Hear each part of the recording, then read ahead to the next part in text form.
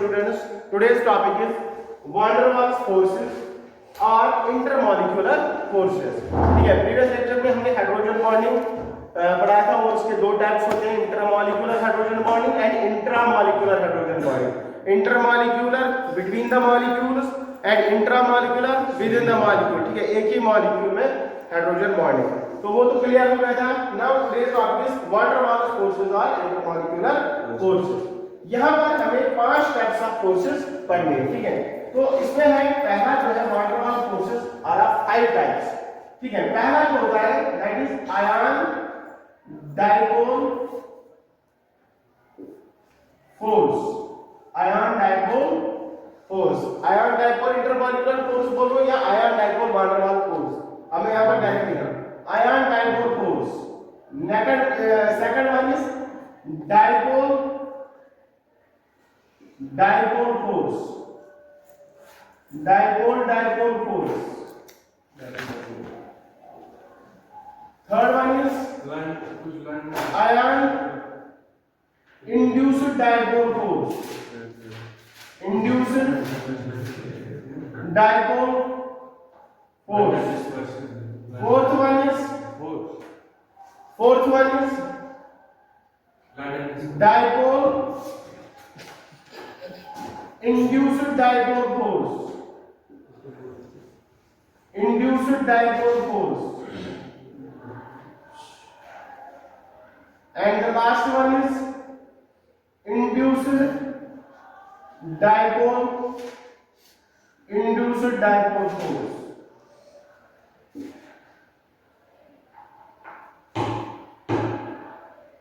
First one is ion dipole force, next is dipole force, third one is ion induced dipole force, fourth one is dipole induced dipole force, fifth one is induced dipole force। तो ये order है यार, ऐसे ना I ठीक है, I तो ये बताइए I मतलब ion dipole force, induced ion induced dipole force, dipole induced dipole force, induced dipole force. ठीक है बेटा, dipole force is also called Keesom force और इसको हम कीसम फोर्स भी बोलते हैं। Dipole induced dipole force is also called Debye force,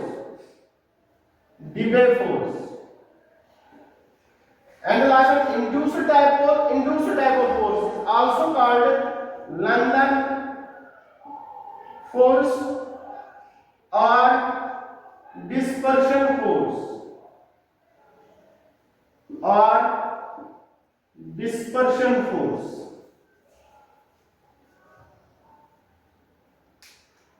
Five types, so Keesom, Debye और लंदन फोर्स और dispersion force.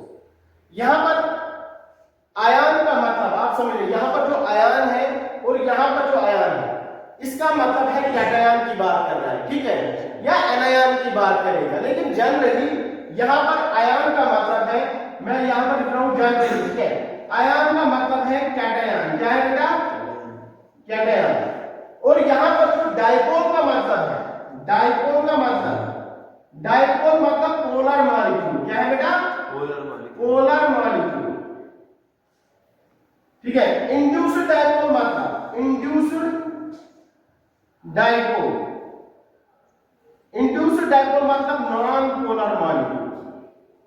Non polar molecule. ये 3 चीजें याद रखनी है, बस हो गया ये। आयन मतलब कैटायन, डाइपोल मतलब पोलर मॉलिक्यूल, इंड्यूस्ड डाइपोल मतलब नॉन पोलर मॉलिक्यूल। अब ये क्या है, जैसे यहां पर लिखा है आयन डाइपोल फोर्स, इसका मतलब है कैटायन और पोलर मॉलिक्यूल के बीच में जो फोर्स होगा that is called the ion dipole force. यहां पर लिखा है डाइपोल फोर्स मतलब force between polar molecule, ion induced dipole that is cation और नॉन पोलर मॉलिक्यूल के बीच में जो फोर्स होगा that is called this dipole induced dipole force, मतलब पोलर और नॉन पोलर मॉलिक्यूल के बीच में फोर्स। इंड्यूस्ड डाइपोल बस एग्जाम में अगर ये आए तो आप लोगों को बस ऐसे ही लिखना है, आयन डाइपोल फोर्स, ठीक है, between cation and polar molecule. इसमें लिखा है this is a force between polar and polar molecule. This is a force between cation and ठीक है non-polar molecule. This is force between polar and non-polar molecule. This is force between non-polar and polar molecule. बस हो गए ये 5 forces, ठीक है। अब इसमें मैं एग्जांपल एक एक दे दूंगा, ठीक है, तो आप साथ साथ में लिख लेना। तो order of strength, that's very very important. Order of strength मतलब इनमें सबसे ज्यादा स्ट्रांग फोर्स कौन होता है, सबसे ज्यादा वीक कौन होता है। Order of strength of van der Waals forces, जैसे मैंने यहां पर लिखा है यही ऑर्डर है वान डेर वाल्स फोर्सेस का, ठीक है। तो मतलब पहले सबसे ज्यादा स्ट्रांग ये वाला फर्स्ट, फिर सेकंड, फिर थर्ड, फिर फोर्थ, फिर लास्ट में फिफ्थ। इसका मतलब सबसे ज्यादा स्ट्रांग कौन है, आयन डाइपोल फोर्स। सबसे ज्यादा वीक कौन है, इंड्यूस्ड डाइपोल फोर्स। यानी कि नॉन पोलर मॉलिक्यूल्स के बीच में जो फोर्स होता है दैट इज वीक, ठीक है। इनमें comparative to this, not as compared to hydrogen bonding, ठीक है। Hydrogen bonding is more stronger than these forces, ठीक है। तो लेकिन यहां पर वान डेर वाल्स फोर्सेस की बात हो रही है। Is that clear? चलो now ion dipole force example साथ साथ लिखते हैं।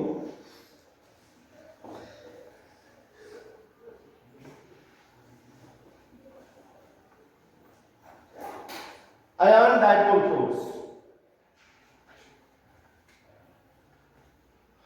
आयन डाइपोल फोर्स में फॉर एग्जांपल आयन मतलब फॉर एग्जांपल कैटायन की बात करेंगे, ठीक है, Mg2 पॉजिटिव की जो भी है। और डाइपोल फोर्स मतलब पोलर मॉलिक्यूल बात है, ठीक है। पोलर होता है बेटा, देखो बेटा, HCl is a polar molecule, H2O is a polar molecule, ठीक है। HCl, HBr, ठीक है, HI, ये इनको हम बोलते हैं पोलर मॉलिक्यूल या HF, ये पोलर मॉलिक्यूल। पोलर मैंने कल बोला था जहां पर डाइपोल मोमेंट या चार्ज डिफरेंस एग्जिस्ट होगा उसको हम बोलते हैं पोलर मॉलिक्यूल। जैसे फॉर एग्जांपल हाइड्रोजन ज्यादा इलेक्ट्रोनेगेटिव टू क्लोरीन, तो इसके ऊपर आ जाएगा डेल्टा नेगेटिव, इसके ऊपर आएगा डेल्टा पॉजिटिव, ठीक है। अब यहां पर हाइड्रोजन ज्यादा bromine, delta negative delta positive. Oxygen delta negative delta positive और यहां पर delta positive. Similarly non polar, these are called polar molecule, for example Cl और Cl। यहां पर इलेक्ट्रोनेगेटिविटी डिफरेंस एग्जिस्ट होगा, नहीं होगा, क्योंकि ये भी उतना इलेक्ट्रोनेगेटिव, ये भी उतना इलेक्ट्रोनेगेटिव, जितना ये इसको खींचेगा इतना ही खींचेगा। तो इसको हम बोलेंगे इंड्यूस्ड डाइपोल या नॉन पोलर मॉलिक्यूल। तो दिस इज नॉन पोलर, ठीक है। इसी तरह से हाइड्रोजन और हाइड्रोजन नॉन पोलर, कार्बन और कार्बन के बीच में बॉन्ड नॉन पोलर, ठीक है। तो these are called non polar molecules, ठीक है। और भी होता है, जैसे फॉर एग्जांपल अगर हम कार्बन डाइऑक्साइड की बात करेंगे, फॉर एग्जांपल अगर मैं यहां पर कार्बन डाइऑक्साइड की बात करूं, C डबल बॉन्ड हो, C डबल बॉन्ड, ठीक है। अगर मैं देखूंगा यहां पर जितना इसको ये खींच रहा है उतना यहां से भी इसको खींचेगा, है तो चार्ज डिफरेंस तो है, इसमें कोई शक नहीं। जैसे for example delta negative, this is delta positive, this is delta negative, this is delta positive, लेकिन ओवरऑल देखेंगे कैंसल तो हो रहा है ना, जितना ये इसको इस तरफ खींचेगा यहां से उतना खींचेगा, तो चेंज जीरो आ जाएगा। तो इसलिए यहां पर डाइपोल मोमेंट जीरो होता है, ठीक है। फिर रोटेशनल मूवमेंट वो अलग चीजें हैं, लेकिन यहां पर जनरली हम इसको बोलेंगे नॉन पोलर मॉलिक्यूल। तो इस तरह से हम इनको डिफरेंशिएट करते हैं। तो यहां पर Na+2 that is ion dipole force, मतलब आयन मतलब कैटायन, डाइपोल मतलब this are called polar molecule. तो यहां पर मैं वाटर ले रहा हूं OH, तो ये डेल्टा पॉजिटिव है, ये डेल्टा नेगेटिव है। अब इन दोनों के बीच में जो फोर्स ऑफ अट्रैक्शन होगा, ठीक है, तो इसको हम बोलेंगे ion dipole force, ion dipole force, this is ion, this is dipole, ठीक है, क्योंकि यहां पर डाइपोल मूवमेंट है, यहां पर पोलर मॉलिक्यूल है, तो this is called ion dipole force. आसान है, ठीक है। Next sodium positive that's called ion cation, ठीक है। वाटर मॉलिक्यूल OH, तो यहां पर चार्ज डिफरेंस है, यहां पर चार्ज डिफरेंस है। अगर चार्ज डिफरेंस क्रिएट हो रहा है मतलब डेल्टा नेगेटिव डेल्टा पॉजिटिव, अगर चार्ज डिफरेंस क्रिएट हो रहा है तो मतलब इसमें डाइपोल मूवमेंट है, मतलब ये डाइपोल नेचर शो कर रहा है, ठीक है। जब डाइपोल नेचर शो करेगा मतलब ये पोलर मॉलिक्यूल है, इसके बीच में जो बॉन्ड होगा that is called the polar covalent bond. अब चार्ज डिफरेंस डेल्टा नेगेटिव और ये पॉजिटिव है, तो पॉजिटिव और नेगेटिव के बीच में फोर्स ऑफ अट्रैक्शन होगा कि नहीं होगा? तो जब फोर्स ऑफ अट्रैक्शन होगा, अब यहाँ पर फोर्स ऑफ अट्रैक्शन किसके बीच में हुआ? आयन और डायपोल के बीच में, यानी this is called ion dipole force. ठीक है, नेक्स्ट वन क्या था बेटा? Dipole force, dipole force, dipole force. तो यहाँ पर पोलर और पोलर मॉलिक्यूल के बीच में, तो पोलर मॉलिक्यूल है वाटर और वाटर के बीच में, एक्सियल और एक्सियल के बीच में, तो यहाँ पर एक्सियल और यहाँ पर एक्सियल दो मॉलिक्यूल्स हैं। ठीक है, तो दीज आर वीक फोर्सेस, तो पहले ही बोला था these are between the molecules. तो यहाँ पर एक्सियल और एक्सियल, तो ये डेल्टा नेगेटिव, ये डेल्टा पॉजिटिव, ये डेल्टा पॉजिटिव, ये डेल्टा नेगेटिव, तो इन दोनों के बीच में फोर्स ऑफ अट्रैक्शन होगा। तो ये क्या है? डायपोल, ये भी क्या है बेटा? डायपोल। तो this is called dipole force. तो इन दोनों के बीच में जो force of attraction, that's called dipole force. ठीक है, third one is ion induced dipole force, ion induced dipole force, ion induced dipole force. तो यहां पर क्या आयन मतलब कैटायन, चलो सोडियम पॉजिटिव ही लेते हैं, कोई भी कैटायन ले लो बेटा, lithium positive, sodium positive, Mg2 positive. ठीक है, अब Na पॉजिटिव की आदत हो गई है तो Na पॉजिटिव लेते हैं। तो आयन इंड्यूस्ड डायपोल फोर्स, तो Na पॉजिटिव मतलब कैटायन, इंड्यूस्ड डायपोल मतलब नॉन पोलर मॉलिक्यूल। यहां पर मैंने बताया नॉन पोलर मॉलिक्यूल, Cl और Cl, यहां Br और Br, Cl और Cl। अब देखो यहां पर तो कोई चार्ज डिफरेंस नहीं है। ठीक है, अब ये इसको कैसे खींचे? अब देखो यहां पर पॉजिटिव चार्ज है, तो मतलब यहां पर प्रोटॉन ज्यादा है। ठीक है, और Na पॉजिटिव मतलब यहां पर देखो Na क्या अंदर होते हैं 11 एटॉमिक नंबर, इसका मतलब इसके अंदर 11 इलेक्ट्रॉन्स और 11 प्रोटॉन्स है कि नहीं? अब अगर ये एक लॉस करेगा तो बन जाता है Na positive.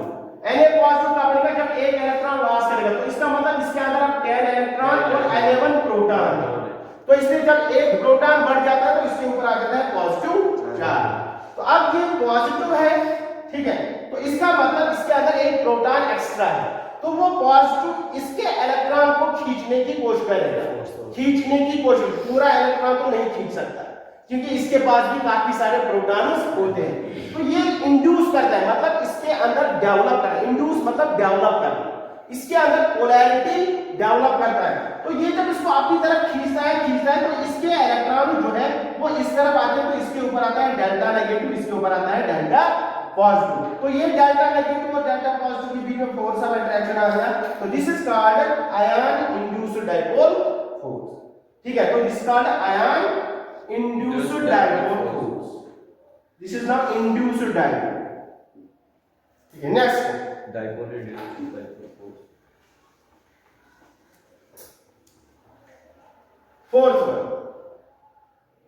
fourth one is dipole induced dipole force, dipole induced dipole force,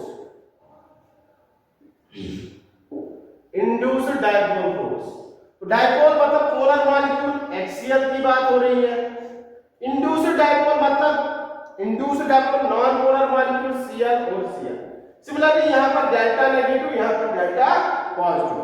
अब ये नेगेटिव इसके यहां पर इन दोनों के बीच में कोई इलेक्ट्रोनेगेटिव, इसको ये डेल्टा पॉजिटिव बनाएगा, इसको डेल्टा नेगेटिव, तो इनके बीच में force of attraction that is called dipole induced dipole force. तो now this is dipole induced dipole. ठीक है, fifth one is last one, induced dipole, induced dipole force. These are called non-line dispersion forces। ठीक है, induced dipole force. तो यहां पर आप ले लो Cl और यहां पर रखो Cl। तो यहां पर डेल्टा नेगेटिव, यहां पर डेल्टा पॉजिटिव, यहां पर डेल्टा नेगेटिव, यहां पर डेल्टा पॉजिटिव, तो इनके बीच में फोर्स ऑफ अट्रैक्शन होगा। ठीक है, दैट्स कॉल्ड इंड्यूस्ड डायपोल। ये इसमें इंड्यूस मतलब ये बहुत ही वीक होता है, ठीक है, मतलब नेग्लिजिबल के बराबर ये फोर्स ऑफ अट्रैक्शन, क्योंकि एग्जिस्ट तो होगा नहीं, क्योंकि यहां पर तो कोई पोलैरिटी डेवलप होती नहीं, तो तो इसलिए यहाँ पर इंड्यूस्ड डायपोल कुछ ना कुछ तो थोड़ा बहुत होगा, ठीक है, due to vibration of molecules. तो ये सब थे van der Waals forces of attraction. अब इन van der Waals forces of attraction का हमें कुछ एप्लीकेशंस देखेंगे, ठीक है, कुछ एग्जांपल्स करेंगे, तो इसको नोट कर लीजिए आप बेटा।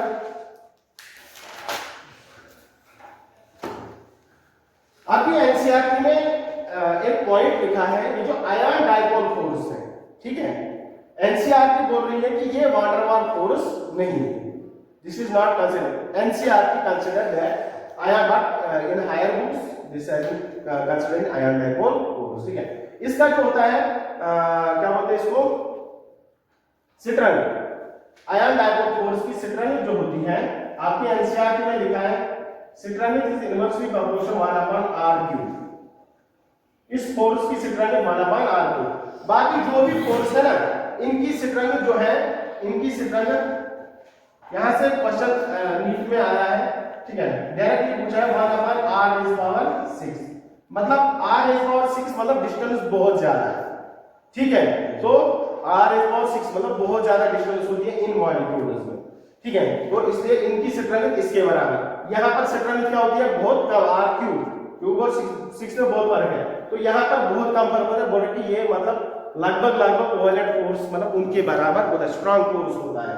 लेकिन मैक्सिमम बुक्स ये जो है, हायर बुक्स जो है, तो उन्होंने मतलब जो अच्छी बुक्स है तो उन्होंने ये लिखा है, ठीक है। लेकिन याद रखिए ना, अगर एनसीईआरटी के टाइम ये आ गया तो सिट्रन is directly proportional to 1/r²।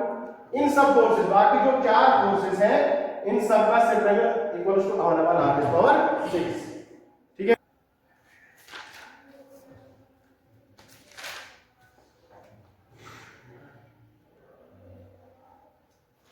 Now we will do some questions. Applications are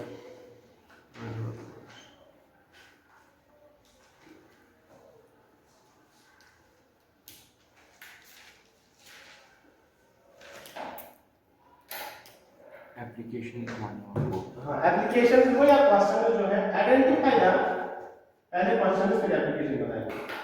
identify the intermolecular force या van der Waals force, intermolecular force between the molecules, between the following molecules। पहला है alcohol, alcohol ethanol, methanol, ethane, CH3OH। दूसरा है H2S, third one is C6H12, C6H12, ठीक है, hexane. अब देखो बेटा, CH3OH, इसमें क्या फोर्स होगा, CH3OH। अब एक और मॉलिक्यूल होगा CH3OH, उसमें यहां पर लिखूंगा CH3OH। तो यहां पर ऑक्सीजन और हाइड्रोजन का बॉन्ड है, ऑक्सीजन और हाइड्रोजन का बॉन्ड है, ठीक है, तो यहां पर भी डाइपोल एग्जिस्ट होगा, this is polar, this is polar, तो दोनों पोलर है, तो डाइपोल फोर्स होगा, तो ये भी डाइपोल, ये भी डाइपोल, ठीक है। तो पोलर मॉलिक्यूल है, इलेक्ट्रोनेगेटिविटी डिफरेंस आ रही है, या ये स्पेशल केस है हाइड्रोजन बॉन्डिंग का, ये हाइड्रोजन बॉन्डिंग भी कर सकते हैं, यहां पर ये ऑक्सीजन इसके साथ, ये हाइड्रोजन इसके साथ, ठीक है, तो ये हाइड्रोजन बॉन्डिंग भी है, डाइपोल फोर्स भी है, तो दिस इज डाइपोल फोर्स, और this is a special case of, this is a special dipole force is a special case of hydrogen bonding, this is special case of hydrogen bonding, dipole force. Here in this H2S again, यहां पर भी वही होगा, H2S again dipole force, hydrogen, sulphur, hydrogen, this like the water molecule, ठीक है, तो water molecule में क्या होता है, तो दूसरा SHH, तो इनके बीच में भी क्या होगा, dipole force, this is again dipole force, dipole force. Now this is C6H12, hexane, C6H12, this is hexane, normal hexane and hexane. तो यहां पर क्या होगा बेटा, this is induced, this is non polar molecule, hexane is a non polar molecule, non polar molecule. अब दो non polar molecule मिल जाएंगे, C6H12, दूसरा भी C6H12, तो इनके बीच में होगा नॉन पोलर, तो induced dipole, induced dipole force होगा, induced dipole force. Next,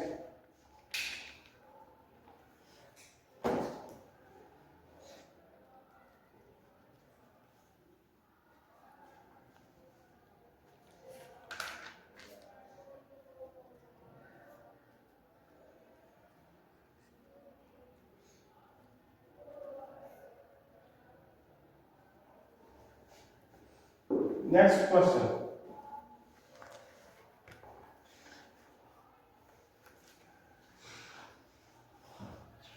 application देखो या application of van der Waals forces.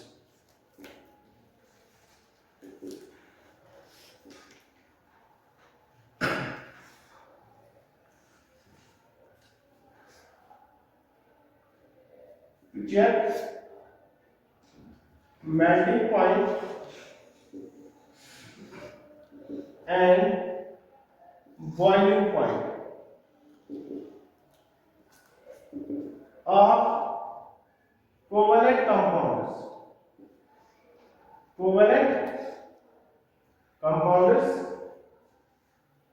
Two factors are utilized. दो फैक्टर्स काम आते हैं, ये यूटिलाइज किए जाते हैं, या एक टूल, टू फैक्टर्स आर मतलब as a tool van der Waals force किया जाता है जब हमें मेल्टिंग पॉइंट, बॉइलिंग पॉइंट देखना होगा। ठीक है, तो या किसी भी मॉलिक्यूल में हम इन्हीं का इस्तेमाल करते हैं। ठीक है, तो अगर हमारा वान डेर वाल्स फोर्स जो होता है, ठीक है, कैसे बताएंगे, जो वान डेर वाल्स फोर्स जिसमें ज्यादा स्ट्रांग होगा, वान डेर वाल्स फोर्स या मैग्नीट्यूड, ऐसे लिखो magnitude of first van der Waals force is directly proportional to molecular weight. One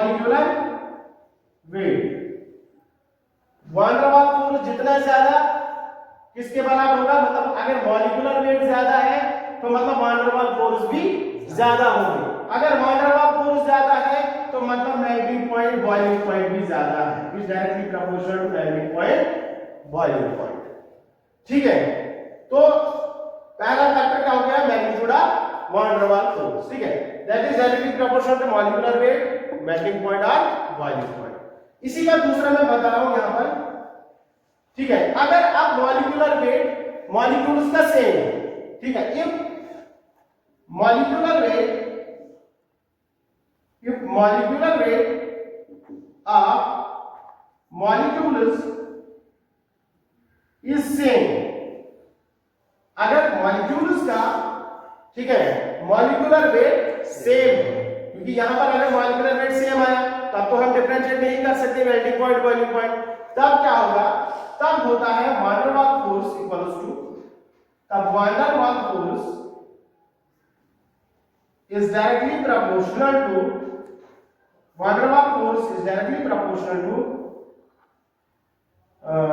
surface, ठीक है, या डायरेक्टली लो ब्रांचिंग। ठीक है, सरफेस एरिया होता है, सरफेस एरिया या इनवर्सली प्रोपोर्शनल टू ब्रांचिंग। तभी क्वेश्चन कराएंगे तो समझ आ जाएगा। वान डेर वाल्स फोर्स, अगर मॉलिक्यूलर वेट सेम है तब van der Waals force directly proportional होता है सरफेस एरिया, मतलब अगर तो फिर हमें, अगर मॉलिक्यूलर वेट सेम है तो फिर हम मॉलिक्यूल का सरफेस एरिया चेक करेंगे। अगर सरफेस एरिया ज्यादा है तो मतलब वान डेर वाल्स फोर्स ज्यादा है, या सरफेस एरिया से अगर पता नहीं चला कि सरफेस एरिया किसका ज्यादा होगा तो उसका ब्रांचिंग देखो, अगर ब्रांचिंग ज्यादा है, सरफेस एरिया कम, वान डेर वाल्स फोर्स कम, मेल्टिंग पॉइंट, बॉइलिंग पॉइंट कम। क्लियर? चलो ठीक है, नेक्स्ट इज एक, ये तो हो गया पहला factor, first one, this is first factor. Second factor this is first factor. Second factor is hydrogen bonding. तो अगर हाइड्रोजन बॉन्डिंग है बेटा तब तो ज्यादा प्रेफरेंस इसी को मिलेगा, क्योंकि हाइड्रोजन बॉन्डिंग या hydrogen bonding forces are more stronger than one two one forces. ठीक है, अगर मॉलिक्यूल में हाइड्रोजन बॉन्डिंग है तो ज्यादा प्रेफरेंस इसी को मिलेगा। Is that clear? One by branching जो होती है। Now questions.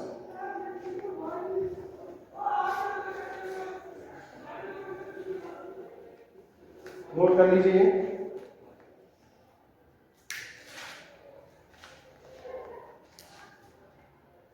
Question, compare boiling point between A, question number A, ठीक है, helium, neon, argon, krypton, xenon. B, CH3, C2H5, C5H12, C,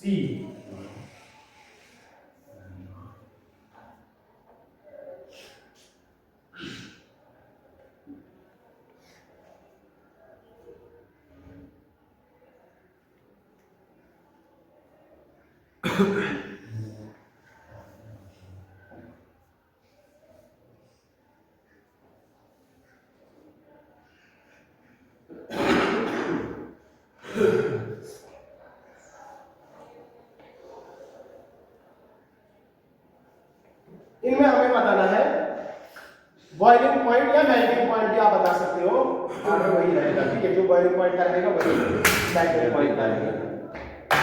देखो बेटा, compare boiling point between helium, neon, argon, krypton, xenon. ये जो होता है ना, ये क्या बोलते हैं, इनको क्या बोलेंगे, इनर्ट गैसेस या इनको नोबल गैसेस बोलते हैं। नोबल गैसेस के बीच में होते हैं वान डेर वाल फोर्सेस। ठीक है, तो अब वान डेर वाल फोर्सेस है, तो वान डेर वाल फोर्सेस यहां पर इनका देखेंगे तो इनका मॉलिक्यूलर वेट, ज़ीनान का सबसे ज्यादा मॉलिक्यूलर वेट, क्रिप्टॉन, आर्गन या तो molecular weight directly proportional van der Waals force directly proportional to boiling point. तो ऑर्डर क्या होगा, ऑर्डर सबसे ज्यादा बॉइलिंग पॉइंट ज़ीनान का, फिर क्रिप्टॉन का, फिर आर्गन का, फिर नियॉन का एंड देन हीलियम। ठीक है, आसान है। ठीक है, नाउ नेक्स्ट, तो this is boiling point order, this is decreasing order. Increasing order अगर लिखना हो, this is decreasing order, this is decreasing order. Decreasing order मतलब पहले सबसे ज्यादा, फिर उससे कम, उससे कम, उससे कम। अगर इंक्रीजिंग ऑर्डर में लिखना होगा तो उल्टा हो जाएगा, हीलियम का पहले ऐसे करते। ठीक है, इंक्रीजिंग ऑर्डर ये होगा, इंक्रीजिंग ऑर्डर होगा हीलियम ऐसे करते, नियॉन, आर्गन, क्रिप्टॉन, ज़ीनान। ठीक है, अक्सर बच्चे ऑफन बच्चे इसमें गलती करते हैं इंक्रीजिंग ऑर्डर और डिक्रीजिंग ऑर्डर में। ठीक है, इंक्रीजिंग ऑर्डर ऐसे लिखा जाता है, डिक्रीजिंग ऑर्डर दिस वन। ठीक है, now this one CH3, C2H5, C5H12। सीधी बात है, तो ये तीनों नॉन पोलर मॉलिक्यूल है, तीनों नॉन पोलर मॉलिक्यूल है, तो इंड्यूस्ड डाइपोल इंटरेक्शन होगा। ठीक है, तो इंड्यूस्ड डाइपोल इंटरेक्शन है, तो मतलब ये नॉन पोलर मॉलिक्यूल है, तो नॉन पोलर मॉलिक्यूल है तो यहां पर वान डेर वाल फोर्स होगा। वान डेर वाल फोर्स है तो इसका मतलब मॉलिक्यूलर वेट है, तो इसका मॉलिक्यूलर वेट सबसे ज्यादा, फिर इसका। ठीक है, तो ऑर्डर क्या रहेगा, C5H12, ठीक है, सबसे ज्यादा, देन C2H5, देन CH3। ठीक है, नाउ दिस क्वेश्चन। ठीक है, I think you are amazing to see this question. ये जो है, this is not the bond line structure, bond line rotation structure. ये जो है, ये यहां पर देखो, इस मॉलिक्यूल में ऐसे लिख सकता हूं, यहां पर ये डॉट में लिख रहा हूं, दिस इज, इसका मतलब है CH3, इसका मतलब है CH2, इसका मतलब है CH2। ठीक है, इसका मतलब है CH3 and then this is CH2। Clear? तो ये होता है मतलब, फिर हम ऑर्गेनिक केमिस्ट्री में इसको डायरेक्टली ऐसे दिखाते हैं, this is called bond line rotation. CH3 CH2 CH2 CH2 CH3। ठीक है, तो ये है, तो इसमें कितने कार्बन है बेटा, 1 2 3 4 5, तो हो गए कार्बन 5। हाइड्रोजन कितने हैं, यहां पर 3 टर्मिनल पर होते हैं 3 3 3 6, 6 2 8 8 2 10 10 2 12 तो C5H12 तो ये हो गया C5H12। चलो यहाँ पर C5। अब देखो यहाँ पर एक कार्बन, दो कार्बन, 3 4 कार्बन, 4 और एक यहाँ पर हो गए 5 तो ये हो गया C5 ये भी। अब हाइड्रोजन कितने टर्मिनल पर 3 3 3 6 3 9 9 यहाँ पर 2 हो गए 11 9 यहाँ पर 1 हो गए 10 10 यहाँ पर 2 हो गए 12 तो C5H12 ठीक है। नाउ दिस वन कार्बन यहाँ पर कार्बन यहाँ पर कार्बन यहाँ पर कार्बन यहाँ पर तो हो गया 4 और बीच में 1 तो हो गया C5। हाइड्रोजन कितने टर्मिनल यहाँ पर तो अब कोई नहीं हुआ क्योंकि कार्बन ने 4 बार बना लिया ठीक है। अब यहाँ पर टर्मिनल 4 है 4 3 12 तो हो गया C5H12। अब देखो तीनों में जो है कार्बन नंबर सेम है C5H12 C5H12 C5H12 तो तीनों नॉन पोलर मॉलिक्यूल है, तीनों का मॉलिक्यूलर वेट सेम है तो यहाँ पर जो है van der Waals force directly proportional magnitude molecular weight नहीं होगा।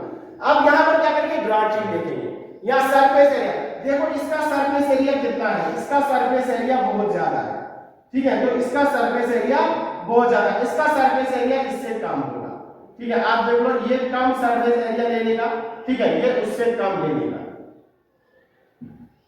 ठीक है। या अगर ऐसे समझ में आएगा सरफेस एरिया तो मैंने बोला ब्रांचिंग देख लो, इसमें एक ब्रांच है, इसमें 4 ब्रांच है ठीक है, इसमें खाली एक ब्रांच है, इसमें 4 ब्रांच है। मैंने बोला था van der Waals force is inversely proportional to branching ठीक है। ब्रांचिंग कम वान डेर वाल्स फोर्स ज्यादा हो, ब्रांचिंग जब कम होगा वान डेर वाल्स फोर्स ज्यादा होगा, सरफेस एरिया ज्यादा होगा, सरफेस एरिया ज्यादा होगा मेल्टिंग पॉइंट ज्यादा होगा। तो ऑर्डर ये रहेगा ठीक है।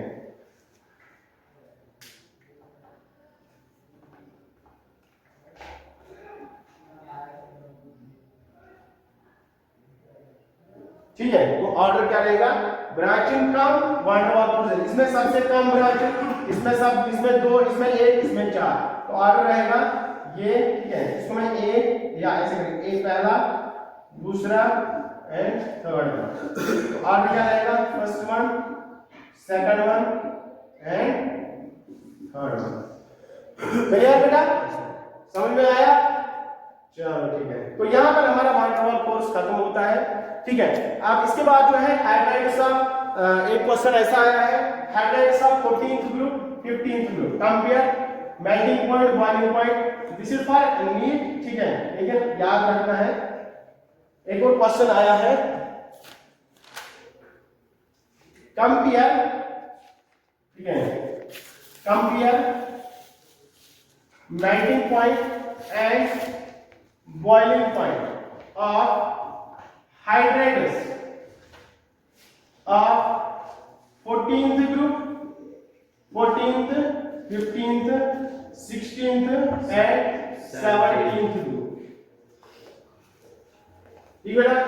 तो 14th ग्रुप कौन सा होता है हमारा कार्बन का, 14th ग्रुप मतलब कार्बन फैमिली, 14th ग्रुप मतलब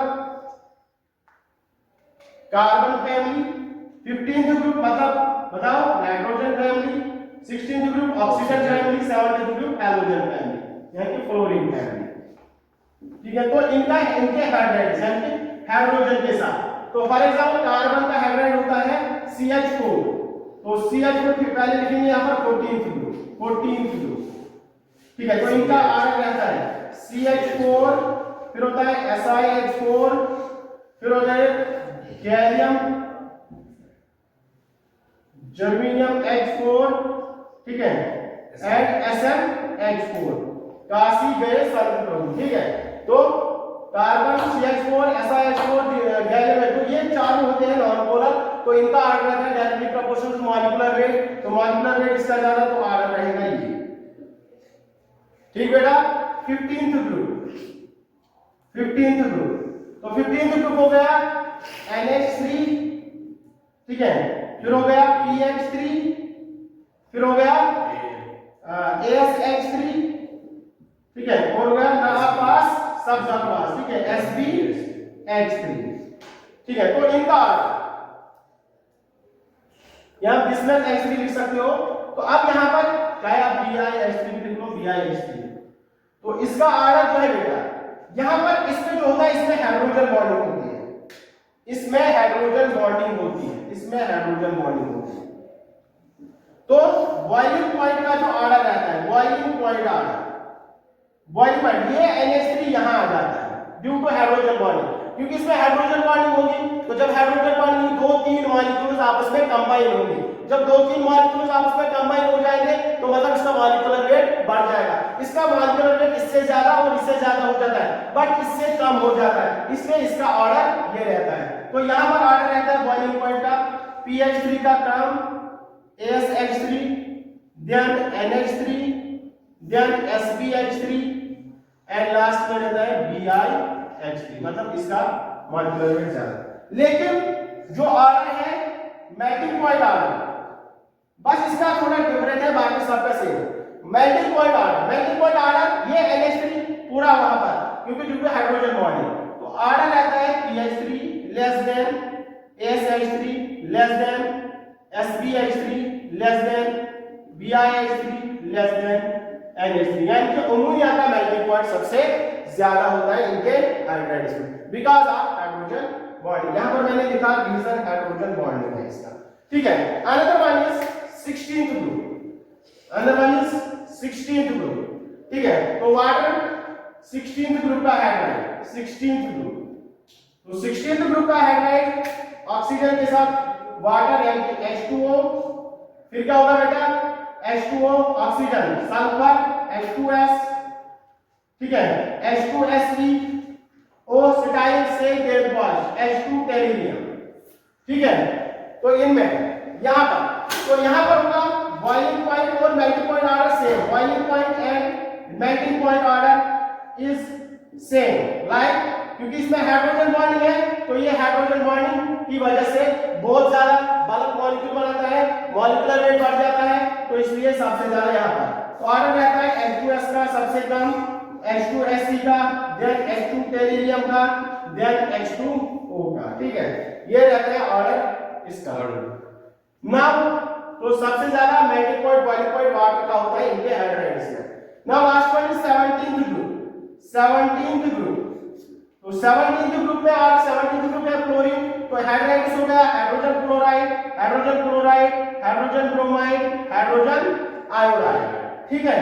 तो यहां पर ऑर्डर रहता है बेटा, जैसे कि 17th ग्रुप या 16th ग्रुप में है, ये हाइड्रोजन बॉन्डिंग की वजह से यहां आ जाता है। तो HCl less than HBr less than HI less than HF, तो सबसे ज्यादा किसका melting point, boiling point HF का, बिकॉज़ जैसे स्ट्रॉन्ग बॉन्ड होता है यहां पर, इसलिए वीक एसिड होता है, ठीक है। तो यहां पर मॉलिक्यूलर वेट भी ज्यादा और हाइड्रोजन बॉन्डिंग भी, इसलिए इसका जो रीजन ये है। तो ये सब हो गया यहां पर। Now next topic is metallic bonding, metallic bonding, ठीक है।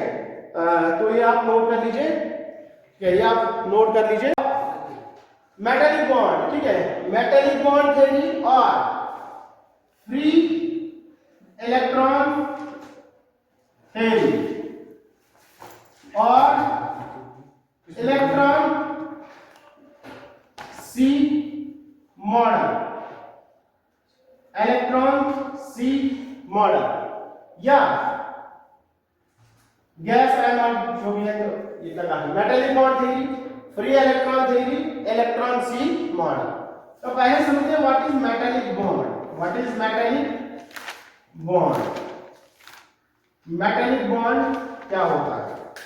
मेटालिक बॉन्ड, ठीक है, इट इज, पहले तो पता है फोर्स ऑफ अट्रैक्शन होता है।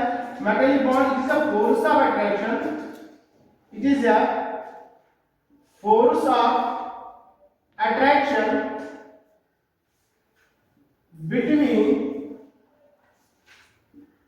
kernels, kernel, ठीक है, between kernels and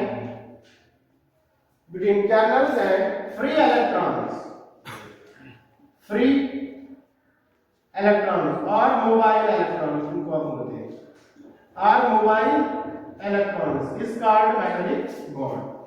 तो metallic bond is a force of attraction between kernels and free electrons और mobile इलेक्ट्रॉन्स। तो ये केर्नल्स क्या होते हैं और फ्री इलेक्ट्रॉन्स क्या होते हैं, इन्हीं के बीच में जो फोर्स ऑफ अट्रैक्शन होता है that is called the metallic bond. तो केर्नल क्या होता है? फॉर एग्जांपल अगर मैं यहां पर लिथियम का एटम लेता हूं, तो लिथियम इज अ मेटल, ये क्लियर, लिथियम जो भी s ब्लॉक एलिमेंट है दैट आर ऑल मेटल्स, ठीक है, alkali metals and alkaline earth metals. और डी ब्लॉक में है तो लिथियम जैस ब्लॉक मेटल, तो लिथियम का एटॉमिक नंबर क्या होता है बेटा 3, तो यहां पर 1s2 2s1 और 2p इसका खाली रहेगा, 2p 0, 1s2 2s1 2p 0।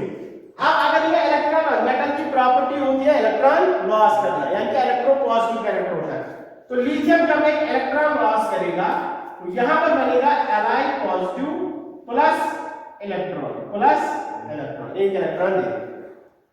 तो ये जो Li पॉजिटिव है यहां पर, इसी को हम बोलते हैं कैर्नल, यानी कि कैटायन को बोलते हैं कैर्नल, ठीक है, तो इसको हम बोलते हैं कैर्नल, ठीक है। और यहां पर जो ये इलेक्ट्रॉन है ये किस शेल में था बेटा, दूसरी शेल में, दूसरी शेल में p भी खाली है, पूरा खाली है, s में भी एक जगह है, तो ये पूरा घूमता रहता है इन शेल्स में, ठीक है, तो इसलिए इसको हम बोलते हैं मोबाइल इलेक्ट्रॉन या इसको हम बोलते हैं फ्री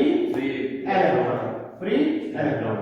अब इस कैर्नल और फ्री इलेक्ट्रॉन में जो इंटरेक्शन होगा that is called the metallic bond. कैसे इंटरेक्शन होता है, फॉर एग्जांपल ये मैं एक मेटालिक प्लेट लेता हूं, ये एक मेटालिक प्लेट है, मतलब मेटालिक प्लेट कैसे जुड़ा होता है आपस में, ठीक है, इनके जब मतलब जब बॉन्ड है तभी तो जुड़ा है आपस में, तो इनके बीच में ऐसा होता है, यहाँ पर पॉजिटिव चार्ज पॉजिटिव, ये कैर्नल मतलब कैर्नल्स होते हैं बहुत सारी, एक मेटालिक प्लेट पर बहुत सारे लिथियम मतलब लिथियम मेटल है, तो लिथियम आयन यानी कैर्नल्स में बहुत सारे होंगे, तो ये इसके ऊपर पॉजिटिव, ये इसके ऊपर पॉजिटिव पॉजिटिव पॉजिटिव, और बाकी अब ये पॉजिटिव है तो इलेक्ट्रॉन्स लॉस किए हैं, ठीक है, तो इलेक्ट्रॉन्स इसके बीच में होंगे, ठीक है, इसलिए यहाँ पर इलेक्ट्रॉन्स का समंदर जैसा है, ठीक है, फ्री इलेक्ट्रॉन, इसलिए इसको इलेक्ट्रॉन सी मॉडल भी बोलते हैं, ठीक है,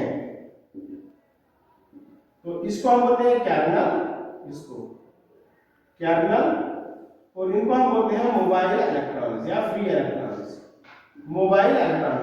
अब इनके बीच में जो फोर्स ऑफ अट्रैक्शन है तब बनता है मेटालिक बॉन्ड, ठीक है, तो मेटालिक बॉन्ड की कुछ प्रॉपर्टीज है, बस ये होता है मेटालिक बॉन्ड, ठीक है, तो इसकी कुछ प्रॉपर्टीज है,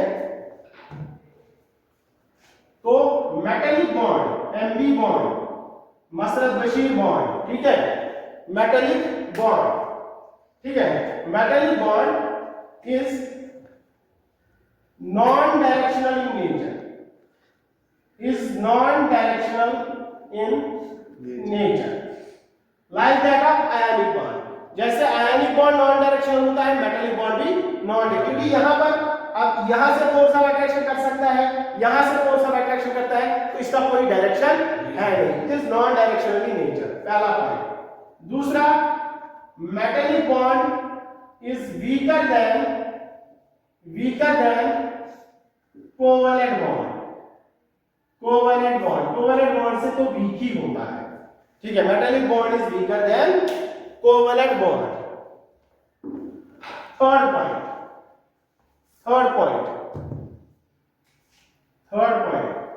मेटालिक बॉन्ड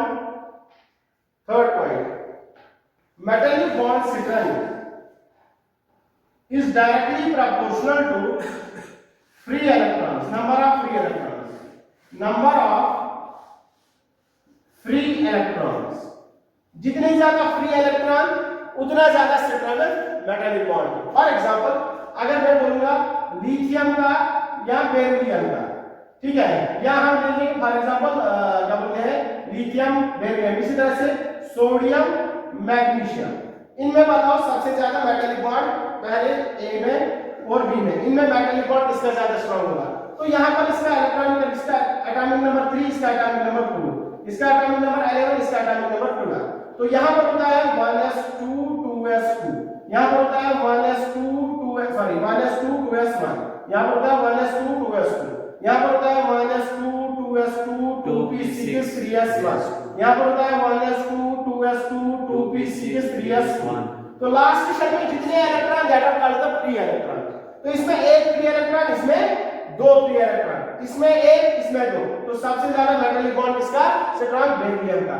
और यहां पर मैग्नीशियम का, ठीक है। तो इन जनरल में यहां पर बोलूं अल्कली मेटल्स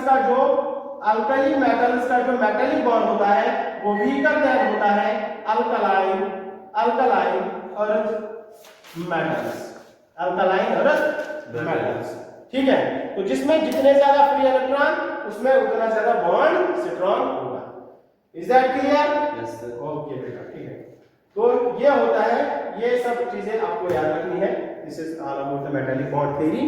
तो यहाँ पर हमारा केमिकल बॉन्डिंग का चैप्टर खत्म हो रहा है। तो tomorrow we will start thermodynamics.